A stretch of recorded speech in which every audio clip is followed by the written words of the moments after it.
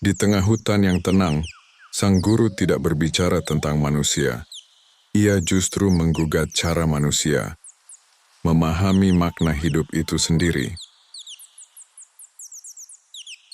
Guru, jika semua yang ada di alam ini hidup, mengapa hanya manusia, hewan, dan tumbuhan yang disebut makhluk hidup?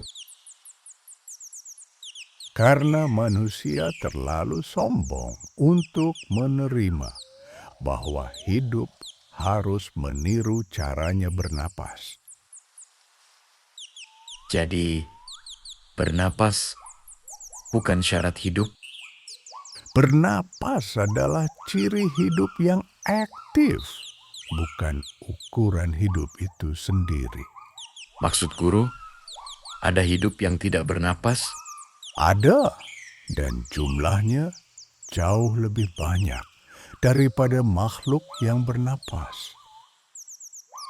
Makhluk bernapas, manusia, hewan, tumbuhan, adalah makhluk aktif. Mereka bergerak, tumbuh, dan merespon dengan cepat. Yang aktif, manusia, hewan, tumbuhan, lalu apa yang tidak aktif?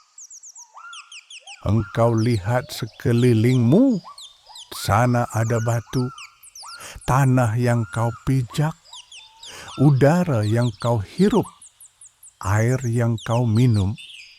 Mereka adalah makhluk hidup yang pasif. Mereka tidak bernafas, tapi mereka menentukan segalanya. Tapi makhluk pasif tidak tampak hidup. Makhluk pasif bekerja dalam diam, dalam rentang waktu panjang, dan dengan kekuatan yang baru disadari saat ia diganggu. Apakah itu sebabnya alam terlihat marah ketika rusak? Tidak marah, bereaksi. Makhluk pasif tidak protes. Ia menyesuaikan ulang keseimbangannya, dan manusia seringkali berada di posisi yang salah saat penyesuaian itu terjadi. Jadi, selama ini manusia salah memaknai hidup. Bukan salah, terlalu sempit. Ia mengira hidup itu hak istimewa, padahal hidup adalah sistem yang saling menopang. Ternyata selama ini aku hidup di antara sesama yang hidup, namun bersikap seperti aku sendirian. Itu kesalahan yang paling sering dilakukan makhluk aktif. Guru, jika semua yang ada ini hidup, lalu apa artinya menjadi manusia? Menjadi manusia bukan soal bernapas, tetapi soal menyadari ketergantungan. Tanpa udara, makhluk aktif mati. Tanpa tanah dan air, kehidupan berhenti total.